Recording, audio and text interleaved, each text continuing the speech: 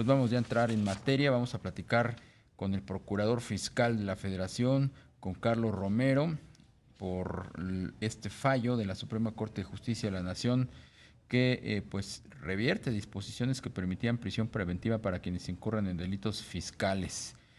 ¿Cómo estás, Carlos? Me da mucho gusto saludarte. Buenas tardes. Buenas tardes, Darío. Un gusto en saludarte y un saludo a todo tu auditorio. Carlos, ¿qué decir ante esta resolución de la Corte?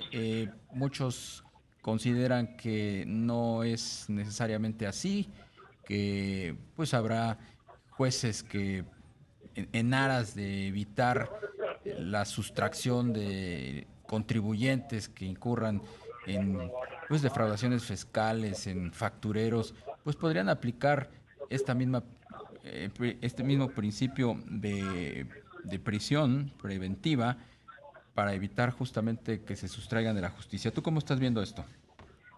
Mira, antes que nada, quiero comentarte que nosotros somos extremadamente respetuosos de la resolución o la sentencia que dictó la Suprema Corte de Justicia de la Nación. Sin embargo, no estamos de acuerdo, porque nosotros consideramos que sí es un tema de seguridad nacional el caer en defraudación fiscal y sobre todo en los niveles que traíamos antes de 2018 inclusive. Nosotros consideramos que es una medida adecuada dado el problema que había de finanzas públicas con la defraudación fiscal y por eso consideramos que vulneraba la seguridad nacional.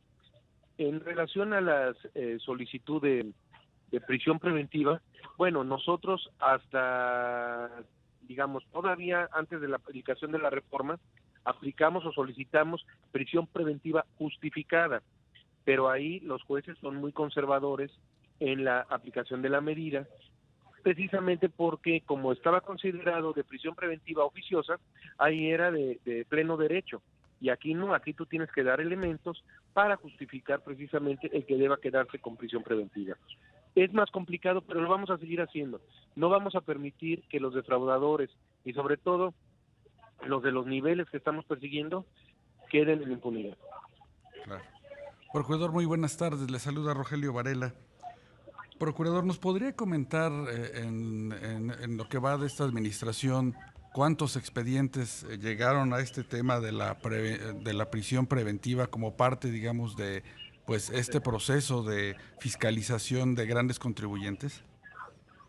Mira, qué gusto saludarte, Rogelio. Gracias. Mira, lo que yo te puedo decir es que esta reforma entró en vigor en 2020, pero propiamente se ejecuta, o el primer acto de aplicación de la reforma se da cuando presentas tu declaración anual, es decir, en mayo de 2021.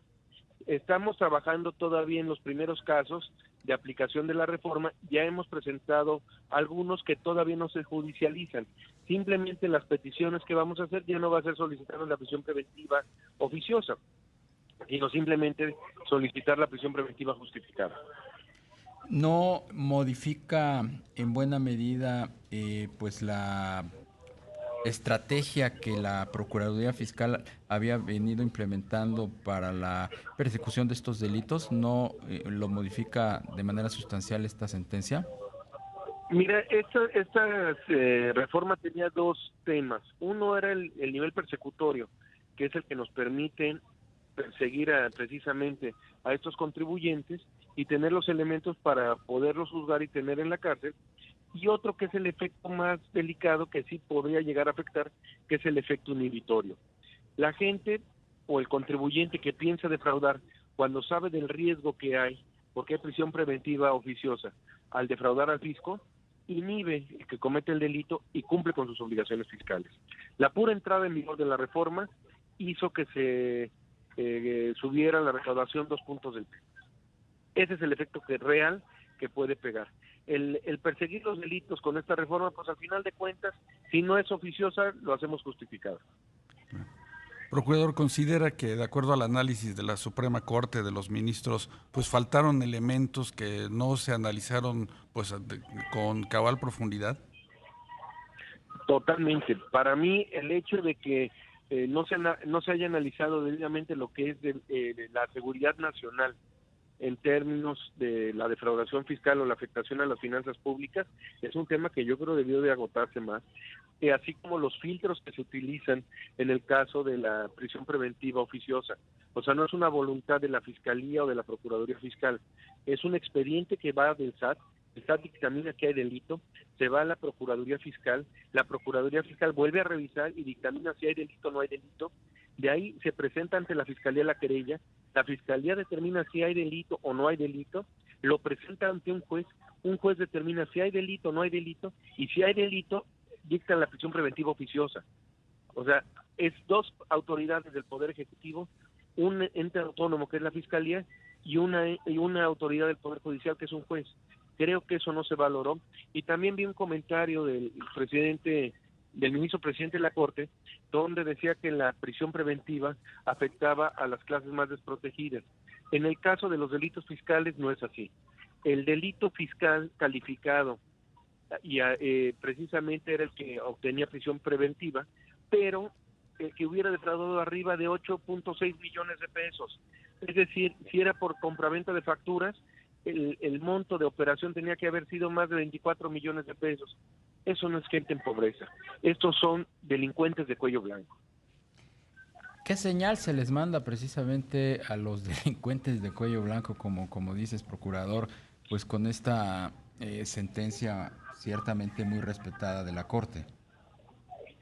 Pues un mensaje que manda la Corte es que al final de cuentas se desprotege a las minorías y tiene ciertas canonjías con las se protege a las minorías, sí, y se desprotege a las mayorías, porque al final de cuentas el tener el dinero para el desarrollo nacional viene del pago de los impuestos. Entonces es un mensaje negativo que se da, y de nueva cuenta menciono que la percepción de riesgo baja. Claro. Procurador, en el caso de los factureros, un tema que pues ha sido ventilado ampliamente, ¿ya se tienen procesos judiciales iniciados?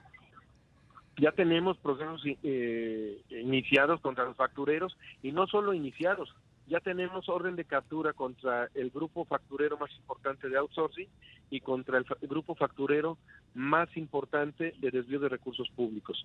Tenemos órdenes de captura, y no solo uno o dos, tenemos por cada uno de ellos cerca de 15 órdenes de captura.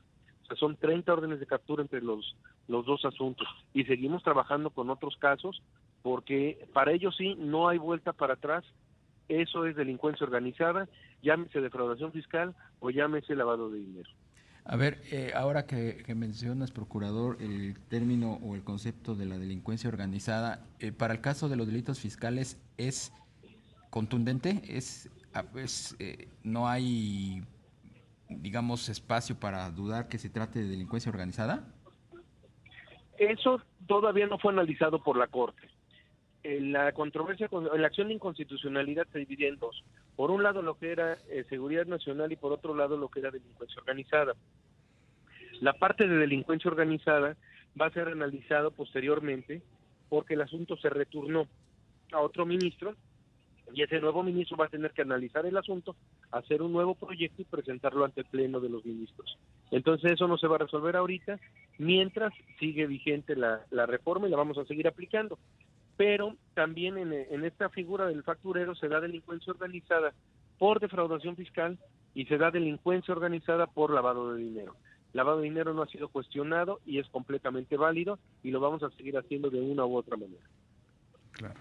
Procurador, ¿van a tener algún diálogo con los ministros de la Corte previo pues a esta revisión del proyecto o elaboración del proyecto que pues queda en manos del ministro Lainez?